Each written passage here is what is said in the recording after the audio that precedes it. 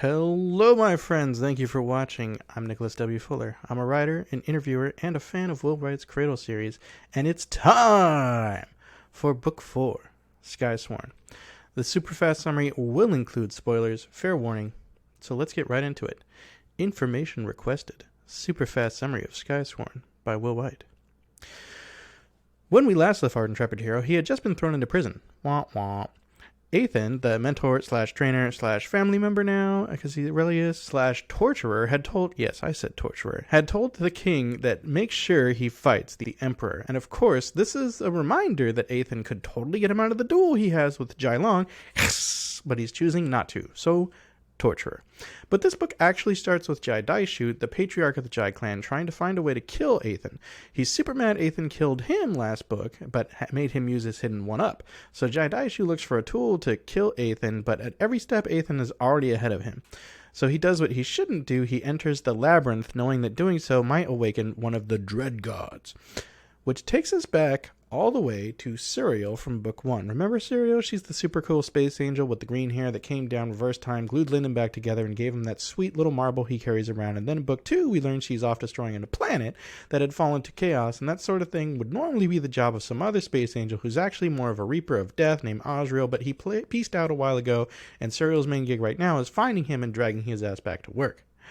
In Book 3, as Suriel scours the universe trying to get Osriel to come to work, she discovers over 1 million people in stasis by Osriel, placed in stasis before he went missing. He left a message stating that he is attempting to act and change something related to the Abaddon and the chaos that ends worlds. He has left similar stasis facilities on each world that he thinks will be corrupted in his absence. So we've learned that over the course of the books. Now, we're back with Suriel, beginning of Skysworn. Suriel visits Machiel, the Hound, at his outpost away from the judge base for himself and other hounds. The outpost for himself. Anyway, he monitors fate. He's looking at all the different strands of fate. Machiel isn't too pleased with Suriel because she hasn't found Ozzy, and because she messed with fate on Cradle with Lindon. So Machiel uses this reasoning to alter fate to wake up one of the Dreadgods in order to force allies to come to him from Cradle. Machiel. Damn. Machiel with that sinister-ish, man. He doesn't care who gets messed up by the Dreadgod because he calculates that damage will be less than the damage that he and the rest of the universe will receive if he doesn't get more allies, with chaos spreading. But, I mean, so there's good motives there, I suppose. But Machiel's the one that waking up the Dreadgods, and he gonna blame it on Jai Daishu, and like, whoa, man. Not cool. Not cool, Machiel. Not cool. Anyway, Lindon's still in jail. It's super comfortable, but he hates it because Lindon ain't a do-nothing bitch. He's a man of action! And yet here, now, in prison, there's little he can do. Except when it's time with his duel with Jai Long. Yes! That's right, the duel that Ethan put Lindon up to is now upon us. Yern's not around to help. Neither is Orthos the Dragon! Which seems like he should be because he's a contracted partner, but whatever. Lindon's not even allowed to come in loaded with weapons. He is now low gold, but Jai Long is at the peak of gold, almost an Underlord, plus has lots of experience, plus has that crazy soul-sucking super spear that he got in Book 2, so bad news. Jai Long is like, hey, you helped my sister, so we're cool. But everyone else is like, nah, duel's a duel, you gotta do this. And Jai Long says, well, sorry, I'll be gentle. And the fight begins. Ethan finally jumps in and goes, this is dumb, and starts attacking the referee. Meanwhile, Lindon is able to destroy the super soul-sucking super spear with black flame. Yay! But Sister Jai gets the intact spearhead. Lindon then loses the duel, and he gets his arm cut off by Jai Long. Wah wah. Ethan's attack on the referee was actually just a feint for him to attack Jai Daishu and beat him until he reveals he's stolen Archstone from the labyrinth. He uses it to try to ward off Ethan, but Sister Jai stabs Jai Daishu with the spearhead and sucks in his mantra and other goodies. Ethan manages to pocket the spearhead. So Ethan's plan to get Jai Daishu to reveal his dirty deeds succeeded, but it cost Lindon's arm. Lindon's none too happy about it. Ethan offers a pure Mantra remnant, and Fishrication and Lindon work together to make Lindon a prosthetic arm out of it, plus the soul-sucking construct that's in the spearhead. But Lindon is still big mad. And rightfully so, I mean an arm. Meanwhile, Yern has been occupied with training and sparring with Cassius on a skyship away from the arena, until... Okay, we need to wait. Another timeout. There's this thing that's been going on since Book 1, but I didn't mention it before because it's not super relevant up to the plot, up to this point, but She's kind of had a little blood demon thingy around her like a horrible belt. It's actually not a big deal. And I swear you'll like her because she has such a strong sword swing. I mean, personality, but like, I just wanted you to know. Okay. Anyway, it turns out that this blood demon belt thing was actually called a blood shadow.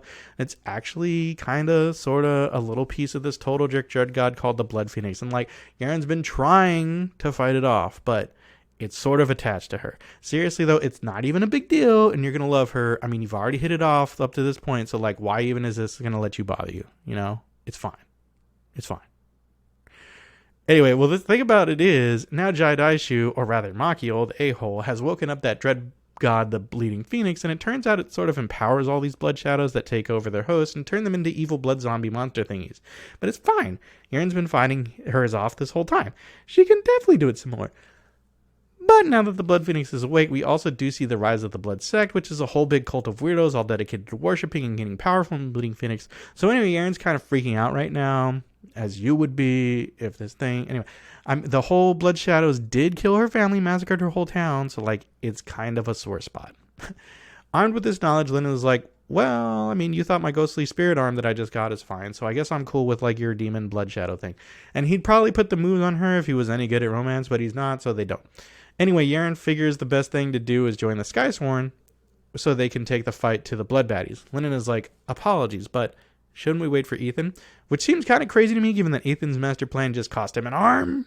But whatever. Fortunately, Orthos, the dragon, agrees with me and tells Lindon, you're being a coward. So finally, Lindon agrees to join. The way to join the Skysworn is through some trials. There's a bunch of other new peeps there, and they all more or less instantly hate Lindon because he's training Black Flame. And there is a history with that.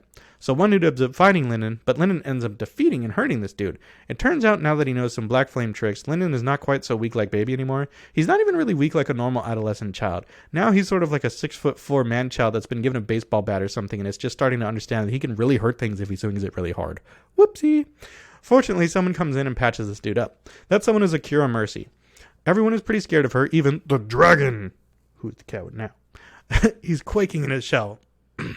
Lindon doesn't get it, but it turns out Akira is the family name of the monarch that rules over this continent. Or half the continent? I don't know. It's a big space of land. All of this is going on. Ethan has been sent off to ask the Akira monarch, named Akira Malice, which is not at all foreboding or scary, to come and help with the Bleeding Phoenix. Monarch is the tippy top tier of power levels that you can get on this planet of Cradle. Tippy top. Super powerful. Also super fickle. Because they're so powerful, they have no checks or balances, so if you piss them off, they just end you. Fortunately, Ethan doesn't piss off Malice, and she will come and help with the Bleeding Phoenix. Back to Lindon and Yaren, they make it into the Skysworn by totally wrecking the obstacle course that's set up for them. Yay! But they're still not actually welcome there. Wah wah. Because of Lindon's Black Flame. The Blood Phoenix screeches and probably wakes up, which sets Yaren's blood shadow off, going nuts, trying to consume her and anything else around here. The nearest Skysworn grabs Yaren and yeets her and her blood shadow off the cloud ship. Lindon tries to save her but fails, but fortunately Akira Mercy shows up and saves them, and Orthos, the dragon, makes his way down. Though, hilariously, this dragon hates flying all the time, so he's glad to be back on the solid ground. Yaren is pretty screwed up from all this, so Lindon tries to help by hoping to absorb the blood shadow with his spooky hunger arm, which he isn't supposed to be trying to feed just yet, as it's still healing, but unsurprisingly it doesn't work out quite right. He does pull out the blood shadow from her, but it actually takes form as an all-red version of Yaren. At this point, Yaren wakes up, rolls her eyes at Lindon's nonsense he be doing yet again, and forces her control over her blood shadow. This is actually a big boon, though, because now Yaren has control of this person-like blood shadow that can function outside of her body. It's like having an attack clone. Sick. Akira Malice finally shows up. Mercy's like, we better hide because my mom's about to open a big can of whoop-ass. They all hole open a basement just after Lindon catches a glimpse of a purple armored warrior the size of a frickin' mountain arrive to attack the equally absurdly large and powerful Bleeding Phoenix Dreadgod. In fact, even more powerful. All our heroes can do while these two duke it out is hide down here, less risk getting completely wrecked in the wake of this epic battle. After days of endless fighting, the Bleeding Phoenix is finally turned away with Akira and Malice succeeding. Yay! Ethan knows his cue and shows up to catch the gang. All the fun he's been having. He shows Lindon his cool space marble, which he has one of too, explains it was actually from an ancestor named Osriel, and that Ethan hopes to power level Lindon and the rest of the gang so much that they can help with big existential crises like the Dreadgods and more. The very last thing in the book is the Blood Phoenix and the other 3 equally powerful Dreadgods, all barely starting to crack an eye open, wake up, and rise again. And that's Skysworn. The first time we're getting to experience the sheer power and scale of the Dreadgods. And woo, I remember reading that the first time, and I was like, this is crazy. It's also the first time we're seeing Makio's, we'll call it shenanigans. What a jerk. Yeah, let me know in the comments which of the gang that we have so far is your favorite. You like Lindon, Yaren, Orthos the Dragon, Little Blue, Mercy. There's, of course, one more character that we'll be introduced to later, but, we'll get to that later, and he'll be part of the Cool Kids Club, too. Also, big shout out to iLuzrymage, aka Reddit user Polypan Storyman, who posted some great short summaries on Reddit a year ago, and to Christine Sunquist, who has summaries on her website. I've used both of the summaries as convenient starting points for my summary videos so far. And thank you so much for watching. Hopefully I'll have the next one up soon. And if no one's told you yet today, you're an absolute legend.